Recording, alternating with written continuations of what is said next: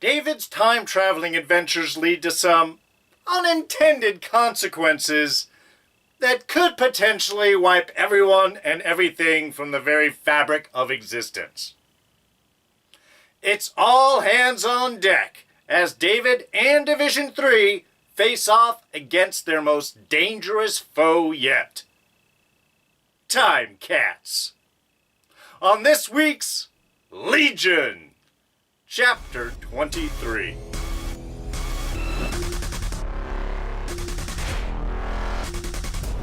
Hey everyone, D here, and welcome to this week's review of Legion. So yes, of course, lots of spoilers ahead.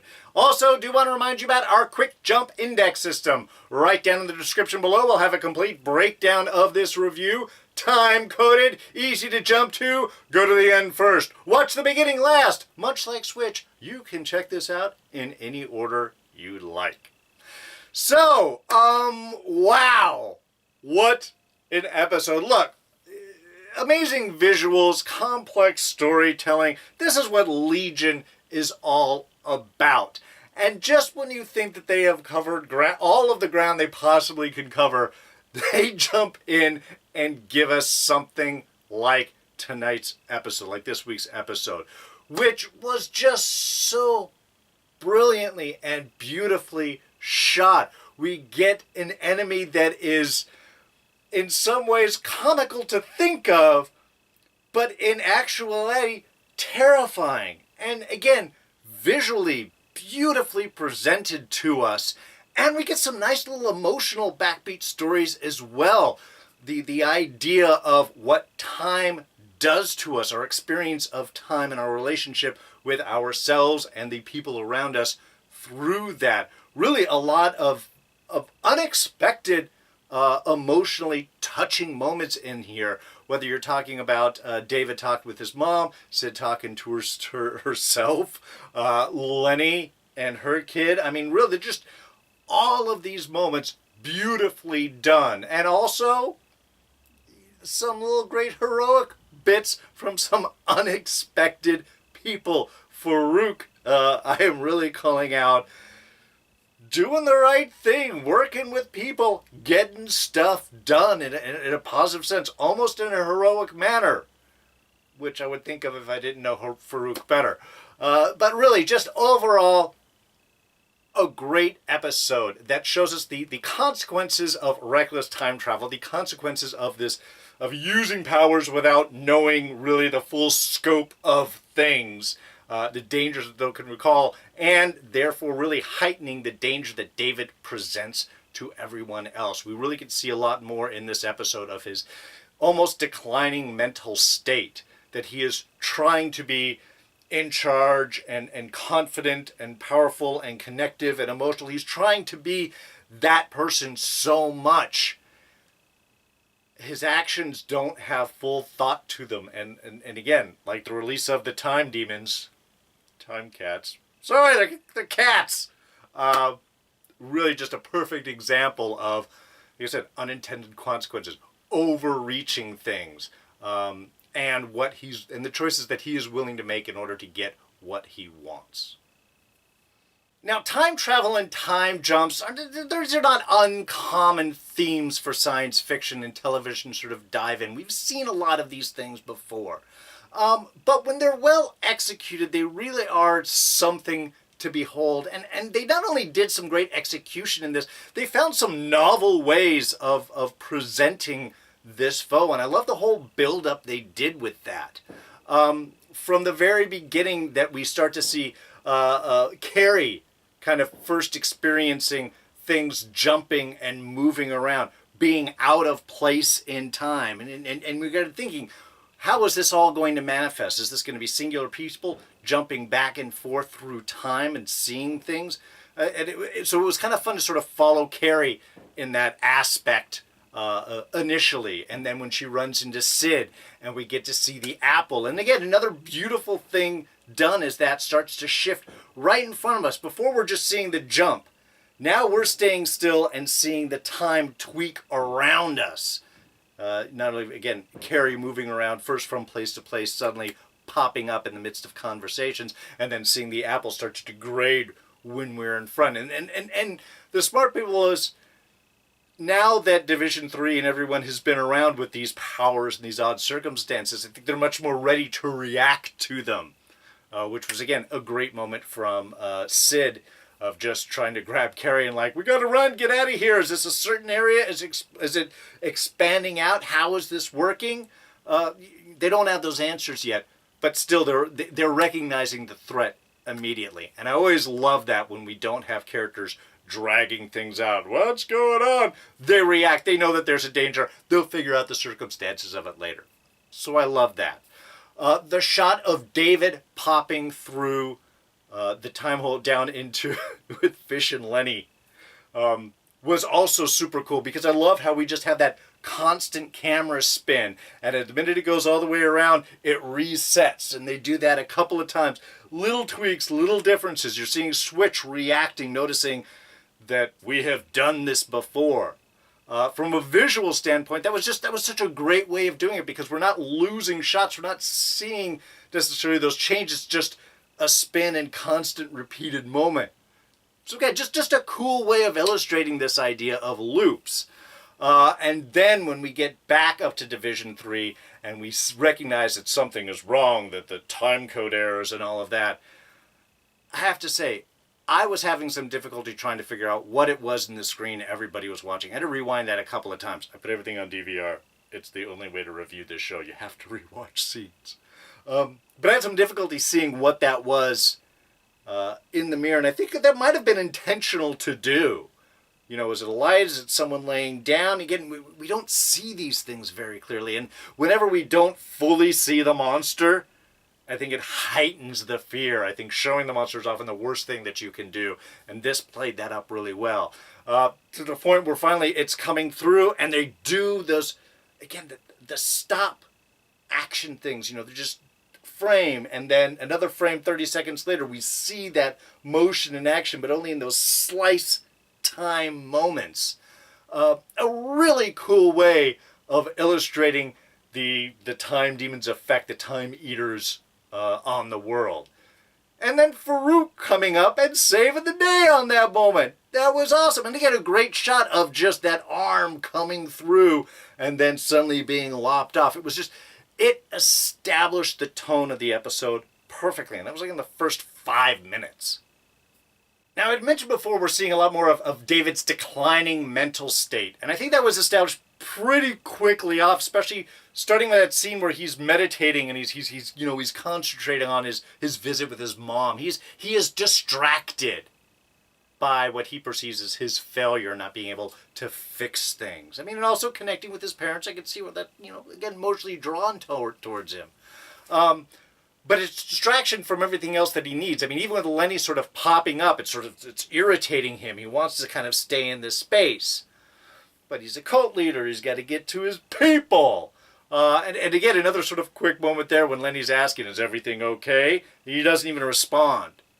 And she's like, so I'm going to take that as a yes.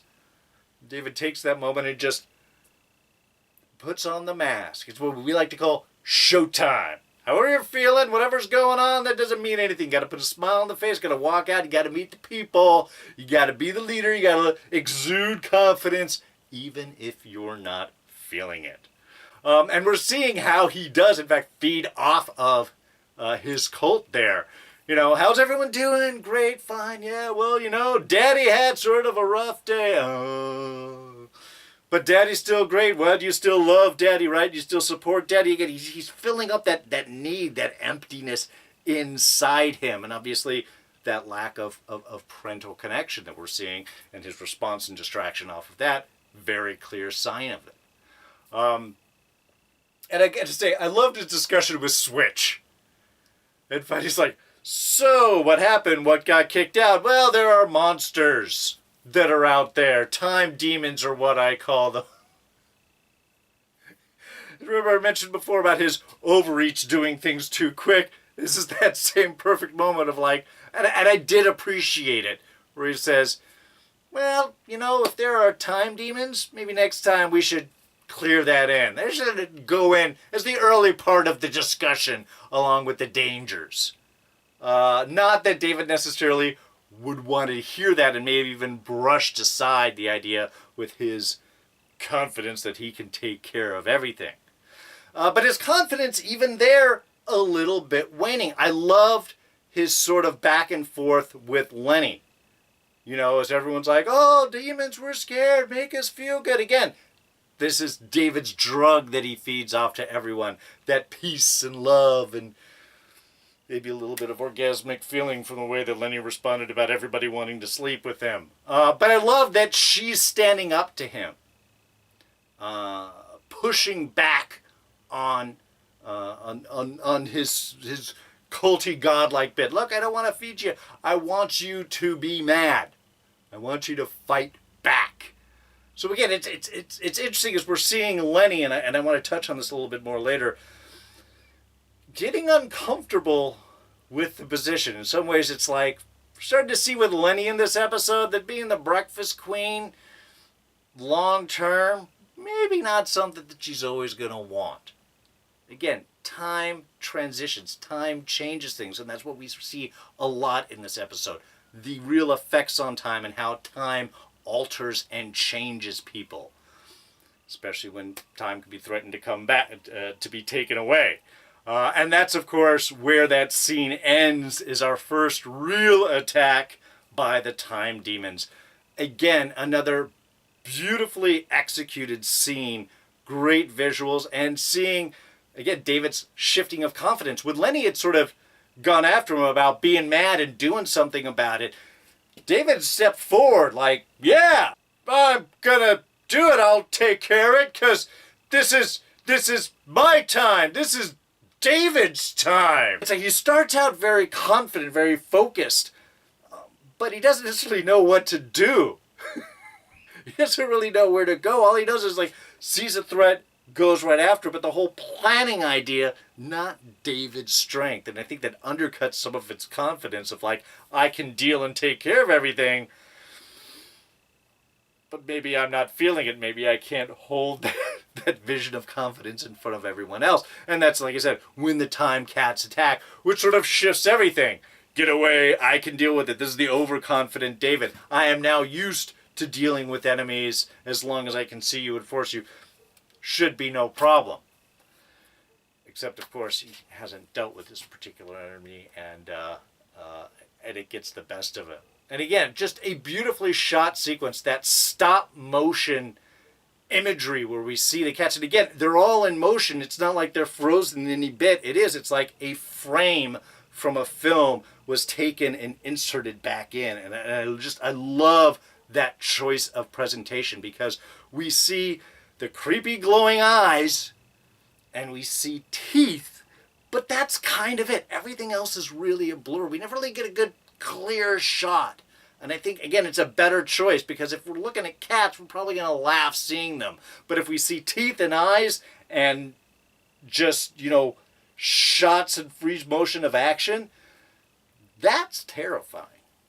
Now, while seeing the time cats, yes, I'm going to keep calling them that, it's funnier, do their attacks, and again, they were super cool. I loved how that was done. Those stop motion frames kind of like intermixed above the real action. It's like even that scene we had as the cats are stalking people. The one who was stalking Carrie was awesome, because he's able to work as the cat sort of like moving around in the background, and then even as he's focused on one thing, it's doing that stop action where it's like a tongue coming up into his ear. Again, just super cool and creepy. But the effects of their presence, their time eating, their consumption of these moments really led to some of the more interesting effects. Even from that one Carrie scene, we had, he's working on one thing and then suddenly, boom, it's something else. And he just kind of dives right into it. I love that. Is this a memory that he's now switched device? Is this in between? Is this a different stage of the project that he was working on? It could go that way, but it could go even backwards, because even the last one seemed like an earlier version of everything that he was. But as those moments in time get consumed, the effects of those moments also tend to get consumed, which is where Carrie kind of regains his memory.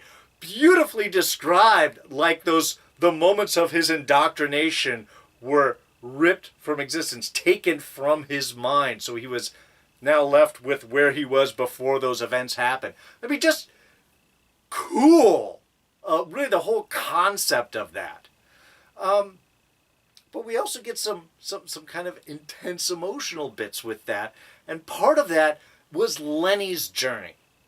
And like I had said earlier on, Lenny is getting tired of this same old, of running the cult, of being the breakfast queen. She kind of wants to settle down. I mean, it opens all up where she's with Fish, she's with her girl, and they're gonna have a little girl.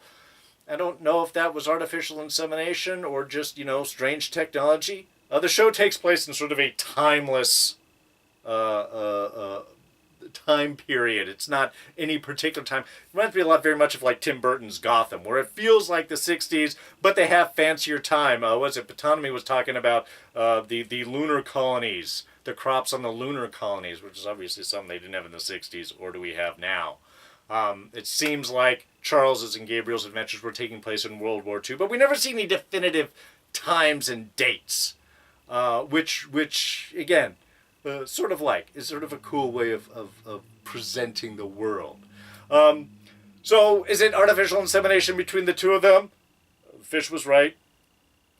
Two girls get together, it's going to have to be a female, each have X chromosomes, there's no Y chromosome in the mix. It's definitely going to be female. But she's gravitating away from kind of David's whole cult thing. I think she's looking for something else. She even tells Fish, I was thinking of putting in my walk-in papers, of moving on, looking for a new time. Lenny is seeing this. She has been the drug dealer. She has been the power of Farouk. She has now been the sort of breakfast queen of the David cult. And now seeing that maybe this stuff is getting old. Maybe she wants more, something bigger out of her life. And a kid can certainly provide that. Which is why that whole sequence with Lenny, honestly, was heart-wrenching. Of her experience that moment, going in and the birth of her child, suddenly the child's a year old, and suddenly 10 years old, and then a teenager, and then a mom of herself. As a parent, you are firmly aware of the passage of time and the presence of regret, of missing things. Even if you're with your kid 100% of the time, there is going to be moments where you're like, God, I wish I had done this. Why didn't I take her on that hike? Why didn't we go on that trip to the beach? Why didn't we do these things? Why didn't I buy that toy for her? Because at a point, those times will change. What your kid wants has changed. They're not going to be 5 their entire life.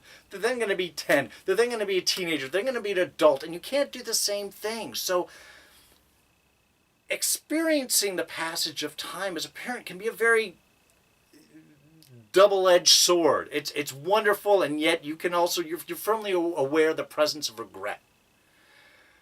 So for Lenny to go through that whole existence watching her child be born, grow up, and die within moments right in front of her face just is emotionally racking. I felt every bit. It was just one of the strongest, just simple, straightforward emotional scenes. So when suddenly she's left, and it's obviously all of that time has been taken. All she has left is this old drawing. That's life. That's reality. And that's something that she wants to hold on, which is why when David came up afterwards, was like, let me fix it. No, I need to feel this.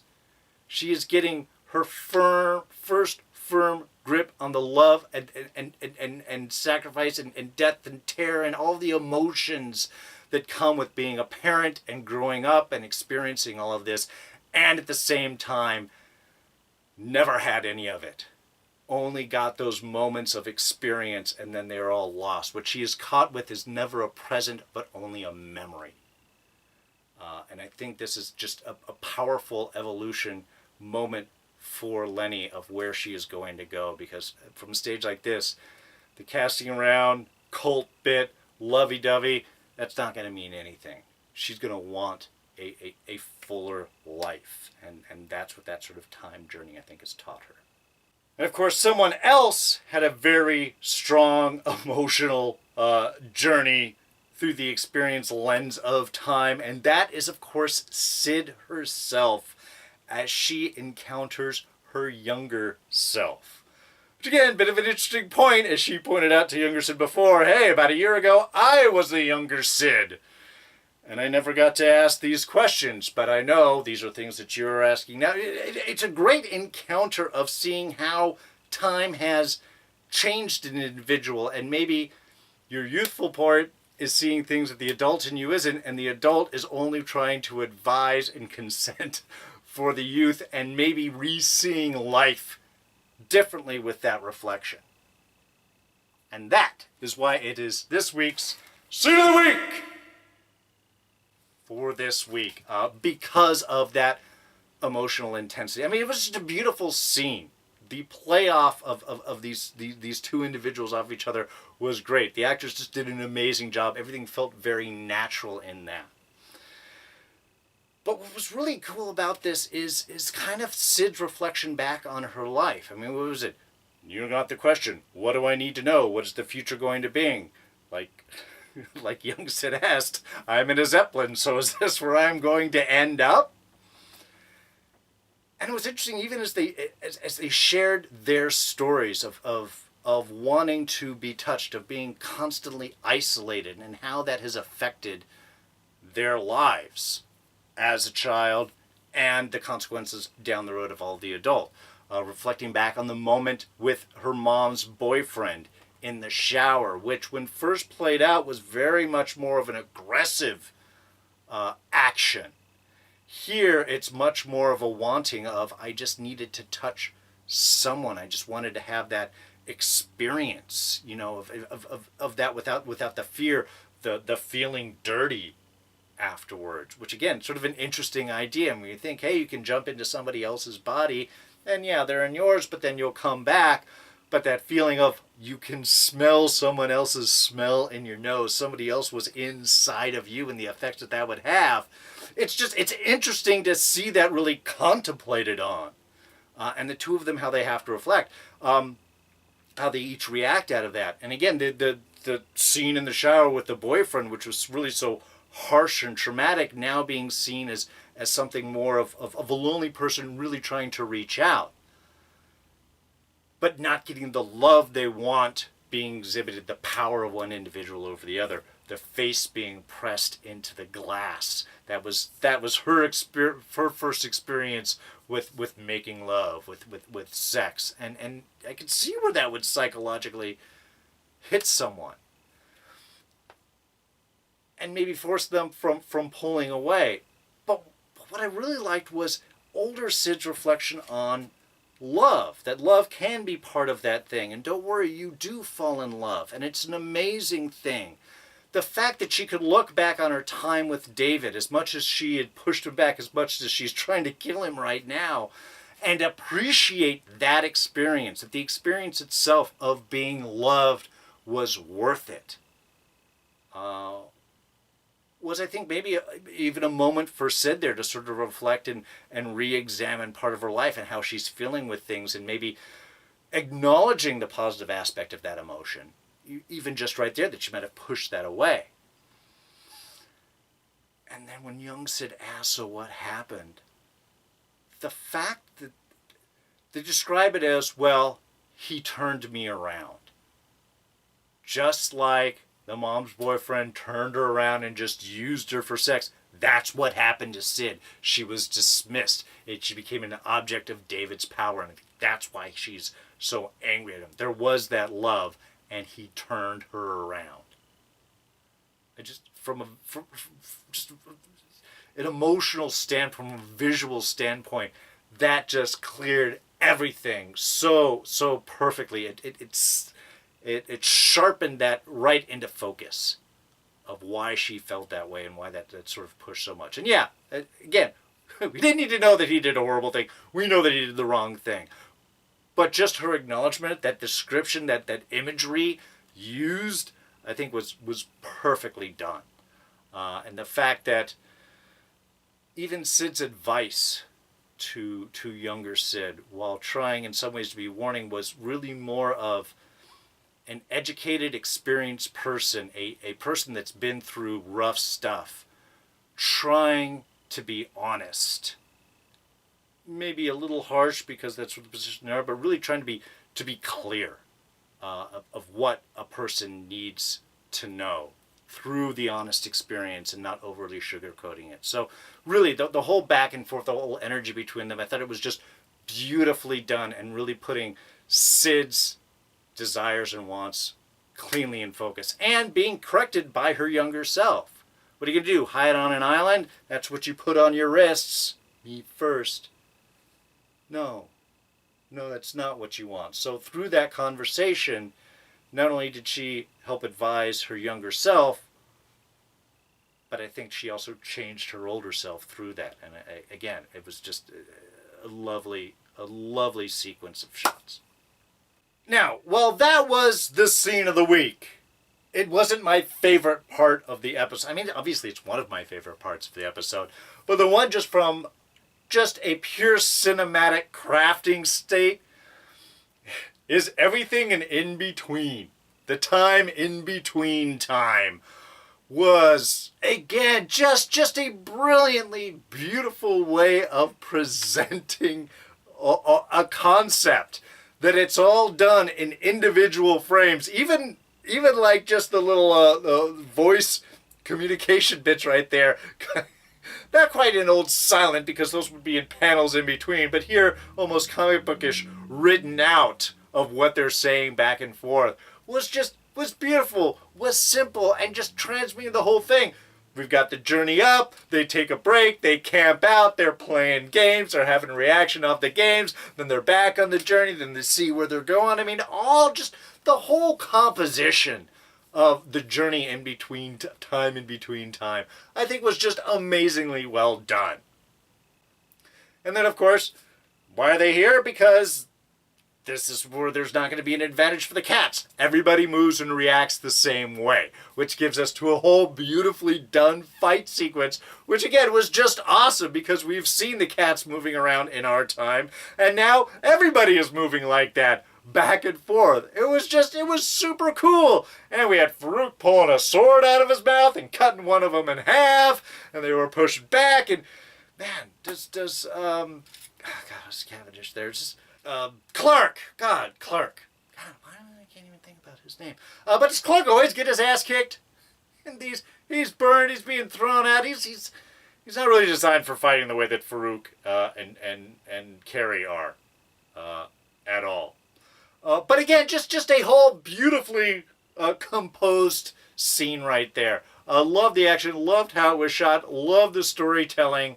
Was just amazingly done. And then we can move that over from that point to David fighting the cats post-mom sequence, which again, another very cool bit where we get the creepy prisoners coming up behind and the whole frozen faces. I was like, have we seen these guys before? But no, they're time eaters. They're the time cats. And David's whole trying to approach, run at him, they move him back. Run at him, they move him back. Run at him, move him back. Perfect way of using David's kind of blunt force idea before he comes up with the idea of just exploding one of them. Which, why wasn't he able to do that before? So yeah, I mean, it's just a great time, great shots fighting with the time cats, but David's bit, that was cool, but it was a very straightforward. I think really the time in between, the idea of shooting it all like that and the composition was just frickin' brilliant and way cool looking. Now, I do want to take a moment and talk about Gabrielle, about David's mom. I mean, look, the sequences were very cool. It was just David reaching out. We're seeing that emotional loss for him, trying to fix everything. And biggest concern really is that he is crazy, just like his mom. I mean, that was kind of a cool little moment there. It's okay, I'm crazy too. It's like, no, it's not just madness. Something was taken from me. We can fix it. And again, that desperate reaching out to, remember this, don't let Dad go to Morocco. But again, those were all very cool. But she said something very interesting there when she was talking about her heritage, where she is from, that she's Romani. She's a gypsy. They're wanderers, wandering countries before there were even borders. And I only bring this up because we saw last week she had the doll, the angriest boy in the world doll that she was giving to a young David. And I was wondering if that was possibly Farouk piggybacking on top of David's projection back in time and sort of tweaking with things. But I'm starting to wonder if perhaps Farouk's attention to David isn't so much simply because that he is the son of his enemy, but maybe he's his own grandson. We don't know how old Farouk is. He was in Morocco beforehand. That's where Charles had found him. But they had mentioned back that he could have been around for hundreds, thousands of years. Certainly Farouk has implied similar to that to his own. If Gabrielle's Romani, if her and her people have been wandering around, perhaps either they ran into Morocco, or perhaps at some point Farouk journeyed out. Not entirely sure, but just Farouk's attention with David, especially that last scene when he takes over. My boy, I've been waiting. It wasn't just, aha, here's something I can live with. There was a stronger connection. And I am wondering just throughout with all of these journeys, what we're going to end up finding out is that Farouk is related to David in some manner. Maybe that's why he is so powerful. It's not just his father, Charles Xavier's mental powers that are infusing in with him, that perhaps it is Farouk's as well. And maybe that is what contributes to his mother's mental state. Perhaps, much like he was misdiagnosed, she also has powers but hasn't manifested them. And again, I'm not saying that she was possessed by Farouk or anything like that. But it seems, the way that everything is coming around and we're seeing the past reimagined and everything sort of has a connect, it's a thought, but it's something that's been on the back of my mind. And really something I'm curious to see how that plays out. All right, just a couple of small things. One, they giggle. The Time Eaters giggle as they come. You would think that would be comic. Was not comical at all. Was very creepy.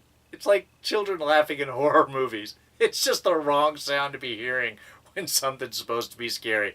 It heightens that terror. And it just a cool choice right there.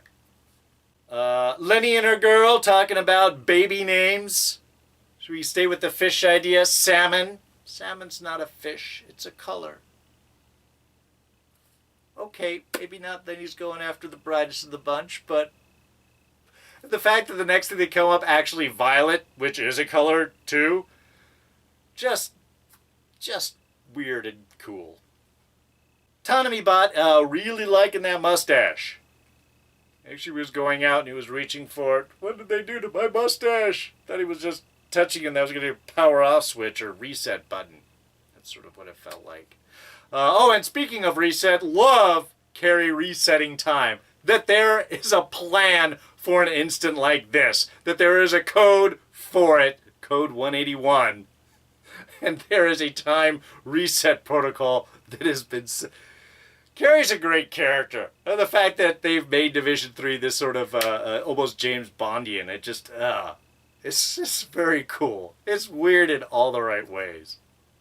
Oh, and I loved Switch and Carrie sort of hooking up right there. One, Switch with a giant toothbrush. Why? I don't know. Doesn't matter. Works perfectly in the show. But also sort of learning things as well. Don't touch the frozen people or you'll be frozen too. Again, just cool bits. We're learning things all the time.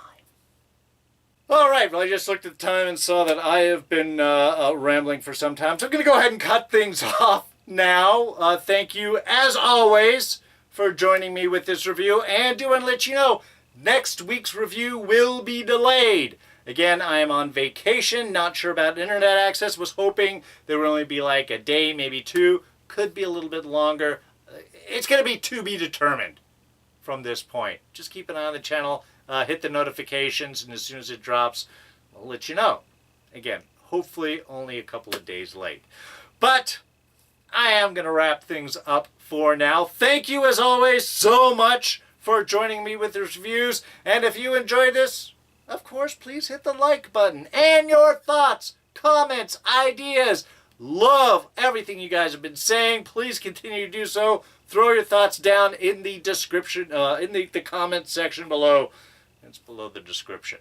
You can always catch me on Twitter and Instagram. I am at Darren Jakes. You can hit this button to subscribe, catch all of these reviews, and we'll throw up a few of our latest ones right here for you to check out. Alright, so that's going to be it for me.